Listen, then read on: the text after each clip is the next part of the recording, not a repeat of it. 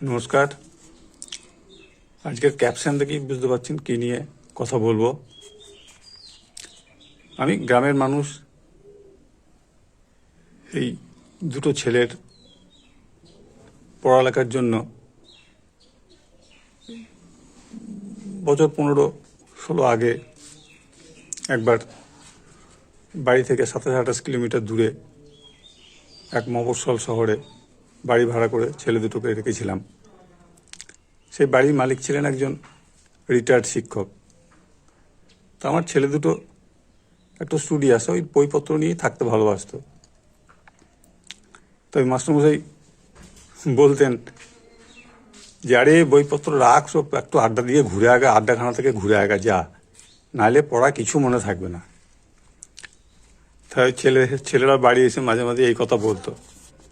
যাই হোক, ওদের মতো বয়সে তো আমাদের কেরিয়ার কথার শব্দটাই শুনিনি। সকালে 9টা-10টার সময় মুড়ি, দুপুরে গরম ভাত, আর রাত্রে জল ঢালা ভাত জুটে যেত। তাই এইসব নিয়ে কোনো চিন্তাভাবনাই অভিভাবকদেরও ছিল না, আমাদেরও ছিল না। তাই চুটিয়ে খেলাধুলা আর আড্ডা মেরি সময় কাটত। তা মাঝে তারপরে বেশ কিছু বছর ওই রুটি রোজগারের দায়ে বাইরে ঘুরে এসে আবার যখন গ্রামে ফিরে আসি, তখন যে সেই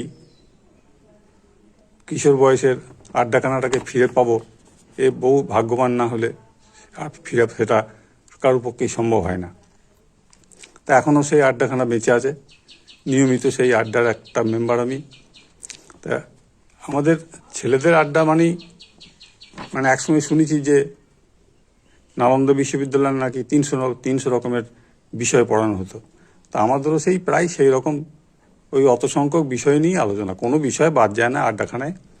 এবং আমরা সেখানে প্রত্যেকেই সেই সব বিষয় নিয়ে একদম এক্সপার্ট। সেই আড্ডাখানায় শৈশবের ক্লাস 6-এ পড়া ছেড়ে দেওয়া ছেলে থেকে এখন মাস্টার্স পিএইচডি করে অবসরপ্রাপ্ত বন্ধুরাও সেখানে থাকে। তাই সব রকম বিষয়ই আলোচনা হয়। রাজনীতি যখন ওঠে তখন মমতা মোদির থেকেও আমরা বেশি দক্ষ, সেটা প্রমাণ করে ছাড়ি। আবার যখন ক্রিকেট নিয়ে আলোচনা হয় তখনও সেটা সচিন কোহলির থেকেও আমরা বেশি দক্ষ, এটা আলোচনা করি। আবার যখন এই বয়সে শারীরিক অসুস্থতা তো লেগেই থাকে, সেই নিয়ে যখন আলোচনা হয় তখনও আমরা কেউ কম যাই না। কেউ দেবী শেঠি, কেউ কুণাল সরকার, তার থেকেও বড় বড় মন্তব্য কেউ করে। যাই হোক, তার সঙ্গে তো আরও বিভিন্ন সাবজেক্ট আছে। এবং এখনকার নতুন প্রজন্মের ছেলেদের দেখে আমরা বলি যে এরা একদমই মান সম্মান দেয় না, বেয়ারা, এইসব বলতেও ছাড়ি না। তার সঙ্গে তো নতুন এক উৎপাত শুরু হয়েছে, এই ধর্ম নিয়ে উৎপাত, কে কাকে কেটে ভাসাবে, কে কাকে পুড়িয়ে মারবে, এইসব আলোচনা। যাই হোক, এইরকম করে মোটামুটি সকালের দিকে ঘণ্টাখানেক আর সন্ধ্যার আগে বিকালের দিকে ঘণ্টাখানেক বেশ কেটে যায়।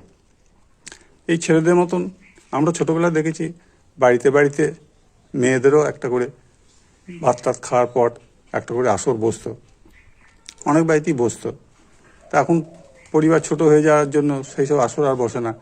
তা আমাদের স্ত্রীরা বা মায়েরা যারা আছে তারাও তাদের এই রাস্তার ধারে না গিয়ে এই বাড়ির কাছাকাছি কোনো একটা ফাঁকা জায়গায় তারাও 2-4-5 জন বসে বিকেলটা কাটায়। এবং সেখানেও তাদের আমাদের হয়তো বেশি সাবজেক্ট নিয়ে আলোচনা হয় এবং তাদের সেই সাবজেক্টগুলো অত তারা বোঝে না। তাই তারা খুব অল্প, তাদের গণ্ডি ছোট, তাদের অল্প সাবজেক্ট নিয়েই তারা আলোচনা করে। কিন্তু সেখানেও তারা কেউ কম যায় না, সেই যে কটা সাবজেক্ট আছে সেই কটা সাবজেক্টের উপর তারা ভীষণ পারদর্শী।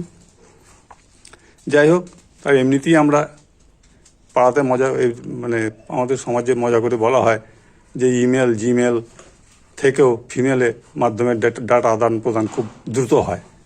যাই হোক, তাদেরও একটা আড্ডাখানা আছে। আর এই নতুন প্রজন্ম যারা আছে তাদের তো আড্ডাখানা বলে কিছু নেই, সারাদিন ক্যারিয়ার নিয়ে ব্যস্ত। ব্যাগ নিয়ে, পিঠে ব্যাগ নিয়ে এই স্কুল সেই স্কুল, এই টিচার ও টিচার করে বেড়াচ্ছে। আর কেউ হোস্টেলে, যাক সেখানেই তারা খানিকটা সময় কাটিয়ে দেয়। কিন্তু তাদের আড্ডাখানাটা গড়তে দিল না শুধুমাত্র এই স্মার্টফোনটি। স্মার্টফোন হওয়ার জন্য তারা আড্ডা বলে কি জিনিস বুঝতেই পারল না। এই আড্ডার অনেক উপকারিতা আছে, আবার কিছু অপকারিতাও আছে। উপকারিতা যেমন বাইরে বেরুলে পরে এলাকার অনেক খবরাখবর পাওয়া যায়, যেগুলো ঘরে বসে আমরা জানতেই পারি না। আবার মন খুলে কথাবার্তা বললে পরে মনের ভেতরের অনেকটা চাপটা কমে আসে। মনের সারাদিন ঘরের ভেতরে একঘেয়েমি থেকে যে মনের ব্যাটারিটা ডাউন হয়ে যায়, সেটাকে যেন ওখানে চার্জড হয়ে আসে। আর অপকারিতা তো কিছু আছেই, যেমন অনেক দরকারি কাজ ফেলে দিয়েও আড্ডাখানায় অনেকজন বসে থাকে। তারপরে শরীরে অসুস্থতা থাকা সত্ত্বেও বাড়িতে ধূমপান, বিড়ি সিগারেট খেতে পায় না, সেটা আড্ডাখানায় এসে চুটিয়ে চালিয়ে যায়। যাই হোক, এইরকম নিয়ে চলে। তাই ভালো খারাপ মিলিয়ে বাঙালির আড্ডাখানাটা বেঁচে থাকুক। কারণ এখন প্রত্যেকটা পরিবারই ছোট পরিবার হয়ে গেছে, তাই বাড়িতে পারিবারিক আড্ডাখানা আর নেই। তাই এই আড্ডাখানাগুলোর আমাদের জীবনে খুবই দরকার, বেঁচে থাকার একটা রসদ। ধন্যবাদ।